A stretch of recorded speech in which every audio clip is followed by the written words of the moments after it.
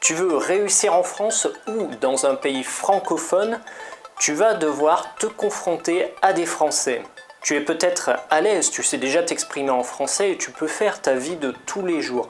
Mais tu as peut-être des difficultés à te confronter et à défendre ton opinion face à des francophones natifs. Et c'est toujours dans un moment de détente, autour d'un café, que les Français échangent sur des sujets et c'est là où ils vont te juger. Alors je te rassure, ils ne vont pas prendre un cahier, écrire la conversation et te donner une note. Ils vont en revanche te faire une idée plus ou moins précise de qui tu es.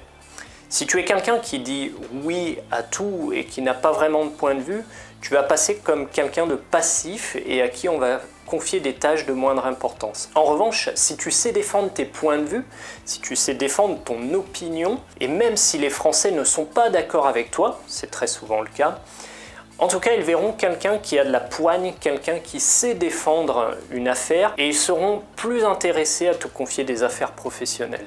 Alors la France, c'est vraiment un monde de confrontation verbale et pour réussir en France, la clé c'est de maîtriser l'art de l'argumentation.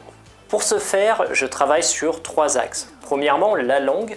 La langue, c'est le mot, c'est la structure de la phrase, c'est bien utiliser le français.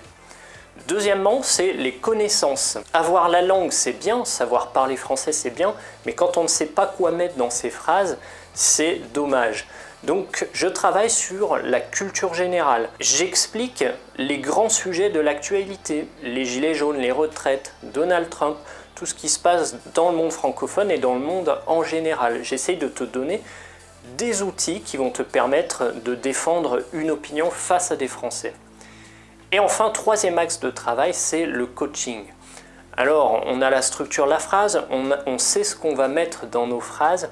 Maintenant, il faut donner une mise en forme à tout ça. Le coaching te sert à améliorer ta présentation.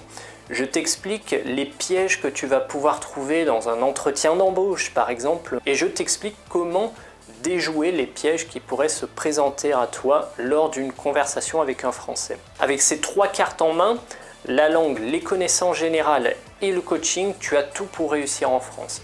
Alors comme des milliers l'ont fait avant toi, je t'invite à me suivre et je te dis à très bientôt.